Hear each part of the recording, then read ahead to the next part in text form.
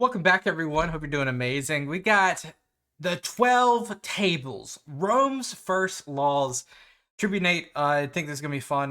We learned about this a little bit here and there, especially like Magistracy Vitae. But let's jump right into it and see what we got from Tribunate.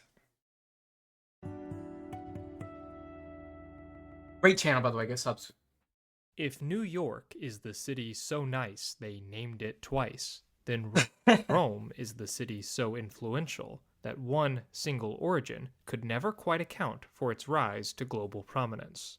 The myriad traditions of the ancient Romans themselves centered around the legendary figure of Romulus and his ill-fated brother Remus.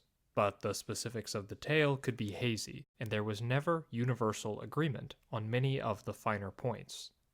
That was even before Aeneas and his Trojan refugees had to be folded into the city's origin to Yeah, that's kind of like backed into that. give Rome the antiquity that its citizens felt it deserved.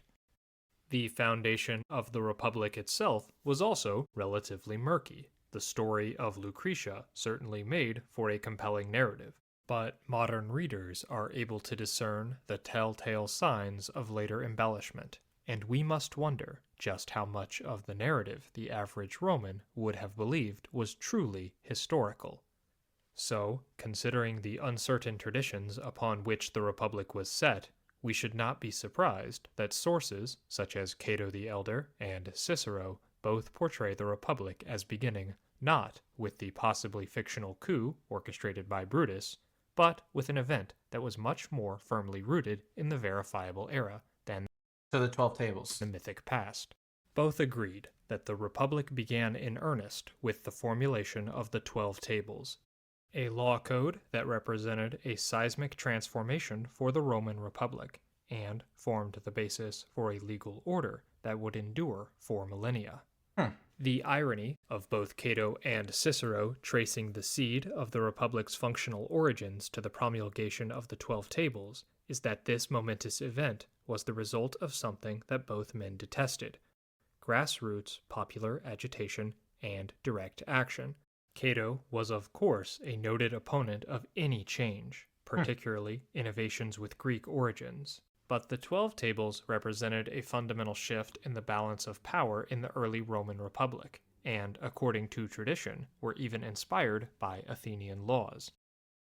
A lot of things were inspired by ancient Greece, and kind of like culminates between that and or couples between that and Etrusca and other places, even such as Carthage. Cicero's appreciation for the 12 Tables was so deeply ingrained that he mourned the fact that school children no longer learned the laws by heart. That's crazy.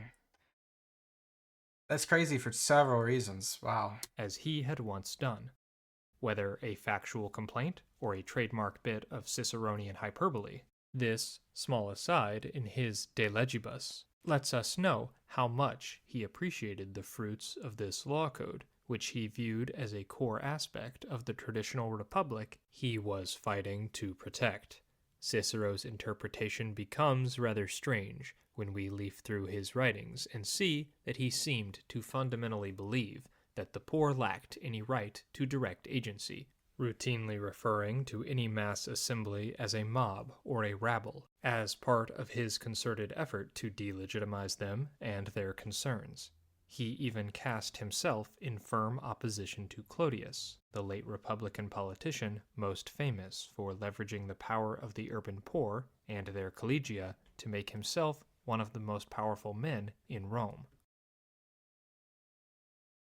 What did that say at the top? Republican politician most famous for leveraging the power of the urban poor and their collegia to make himself one of the most powerful men in Rome. Yeah, Clodius and Cicero. We need to kind of dive deeper into that tandem right there. Not to say that they liked each other. But Cato and Cicero's embrace of the 12 Tables demonstrates that despite the origins of the law code, even what was once a radical change can come to be seen as a firm tradition if enough time passes. Conservatism, then as now, does not stand on an unshakable bedrock of unalterable tradition, but is ever malleable. and always adjusting and repositioning itself according to changing social factors, as well as the ebb and flow of societal power. Further complicating matters is that the story of mass action and plebeian resistance that Cato and Cicero would have believed is itself likely highly embellished and may not bear a significant resemblance to what actually transpired. However, even though there are ample reasons for skepticism regarding the version Roman historians accepted, a discussion of alternate. So is this like an interesting 1, 2, 3, 6? So is this like a possible? Is this like a representation of the 12 tables today in Rome itself? I mean, it's a rhetorical. It looks like it is. Wow. And what are the the lettering? I don't get that. Theories will have to wait until a future episode, as this video will primarily deal with the story the Romans told themselves about the origins and importance of the 12 tables. For while historians must analyze sources to uncover bias and embellishment, as well as to weigh them against the backdrop of emerging archaeological evidence, it is equally critical that we not diminish the importance of popular legends by degrading them to the status of myth, because regardless of how sharply they may diverge from modern evidence, these were the stories that Romans accepted And believed. and thus these were formative to their collective and individual identities as applied to religion, society, culture, and state. Very important to note that, right? Because so many times prior, you have like a distinction, obviously, between history and myth, but there's a lot of morality derived from myth sometimes. Rome's legends may not be true in the empirical sense, but their impact on the Roman mind, and therefore on material history, are no less real than if they were all verifiable fact.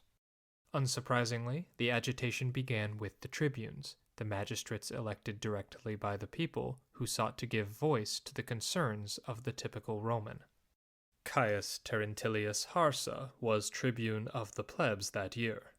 Thinking that the absence of the consuls afforded the tribunes an opportunity for action, he employed some days in complaining to the people of the pride of the patricians, and inveighed especially against the authority of the consuls, as a thing excessive and intolerable in a free state. For it was only in name, he said, that it was less hateful than that of a king.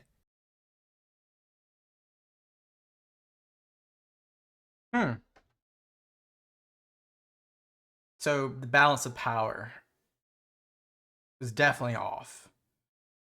Is basically what he's saying. In reality, it was almost crueler, since, in place of one master, they had now got two, who possessed an unregulated and unlimited power, and while free themselves and without restraint, brought to bear all the terrors of the law and all its punishment upon the plebs. Dang. In these early decades of the Republic, the promises of freedom and liberty that had been the pretext for the overthrow of the Tarquins were proving to be hollow. Yes, Rome was rid of kings, but this new republic was not free of tyrants. Elections were held, which allowed for the plebeian underclass to have some limited say, but at this point the chief magistracies and priesthoods were all reserved for the narrow clique of patricians that ruled the city. But, even more disturbingly, the new republic was not one based on law, but instead was centered around patrician power and privilege. And precedent. If you're enjoying this video, please do us a favor by liking, commenting, and subscribing. Go do it. We're a small channel, and this is the only way to get the almighty YouTube algorithm to notice us. Furthermore, you can help Tribunate become more sustainable by becoming a member for as little as 99 cents a month. Thank you for all of your support. In fact, there was no written law code at all. Rather, the laws were unwritten, and at this time, around the world, how many law codes had existed? Regarded as oral traditions among the aristocratic priestly class that was tasked with interpreting them. Unaccountable judicial overlords out of touch with the mass population is clearly a recipe for rulings that were opaque, duplicitous, self-serving, and capricious. Obviously, many plebeians agreed, because they were eager to rally to Terentilius's standard and demand a written law code that the consuls It also allows for transparency and other and magistrates would be alignment. subject to, instead of being free to interpret obscure and unknown laws themselves, and thus effectively acting without any check on their power. The patricians recognized the threat this posed to their status and fought back hard against this proposal, even slandering Terentilius as a traitor for the crime of demanding the Republic abide by its stated principles. Facing this unified front, Terentilius's proposal was dead in the water, despite massive popular support. Did they take to the hills? Is this when they took to the hills? The next 5 years were defined by significant conflict between the orders, as the plebeians responded to the refusal to introduce a written law code by electing the same tribunes for 5 consecutive terms. Just stubborn. The entire city was at each other's throats, with bad omens cited, and Livy describing the situation as political warfare. In 457, the crisis came to a head, with the news of incursions by the Equians and Sabines and the need to muster fresh troops. The plebeians had all the leverage now, and forced a concession that the number of tribunes be increased to 10. But, though this was progress, it was not what the plebeians had demanded, and tensions re-emerged the following year, when It's so interesting why there's not like I don't know, I can't extract so far like the direct rhyme or reason why they wouldn't do a law code. Besides, of course, hey, let's keep all our powers, absolute power. a famine made grain scarce in the city. Finally, a tribune named Claudius Cicero decided to play hardball, and prosecuted a former consul for misappropriating spoils won after the defeat of the Equians. He was found guilty and given a hefty fine, but more importantly, Better than you would. A hefty fine's not as bad as what you could have got. a message was sent that the plebeians could even strike at former consuls. This proved effective, and the Senate soon agreed to plebeian demands in principle, sending a commission to Athens to steady Solon's laws. While Livy tells us that after an initial lull in the class conflict, it re-emerged following a drought and a famine, with the plebeians convinced that the patricians would renege on their end of the bargain as they had in the past. A situation that looked set to devolve further was fortunately resolved with the timely arrival of the commissioners, and it was agreed that all magistrates in the city would be suspended for 1 year, as the code was formulated, by a board of 10 men, the So 10 men decided this. decemviri, who would replace all officials and, importantly, would not be subject to appeal. Wow. This, at least, is the traditional narrative. So it's interesting like, with the selection of these 10 people. And though modern scholars have poked holes in some aspects, such as wondering if the class composition of the board was really as relayed to us by our sources, asking why the magistracies needed to be suspended for 1 year to allow for a commission to draft a code that could have been addressed in a relatively short time by a non-magisterial body, and most importantly, if this good first decemvirate was really followed by a bad second decemvirate. We must recognize that, broadly speaking, this is the tale that the Romans would have believed.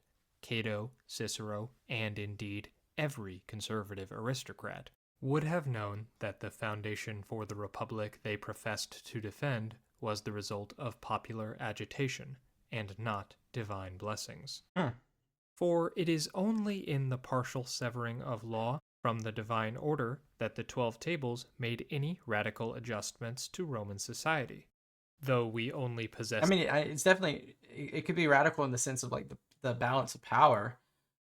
it today in fragments, what we do have appears to be a validation of the status quo, with slavery, private property, and the unquestioned authority of the paterfamilias all taken as given, and indeed treated as essential for the 12 tables to function. Tellingly, nocturnal meetings were banned, signaling elite apprehension about a tactic that was almost certainly employed by the reformers so that they could organize in secret. This makes the Law Code an excellent portrait of Roman society and its concerns in the middle of the 5th century BCE. So interesting, these concerns, because they're so different, right? And we are able to glean important insights about social and economic organization from how the laws are formulated, as well as which foreign ideas were already influencing Roman society and thus earning legal sanction. The chief aspect of interest for our purposes, then, is that all of these provisions are thoroughly secular. The laws and their punishments are defined in legal terms, with no reference to arcane or cultic rites.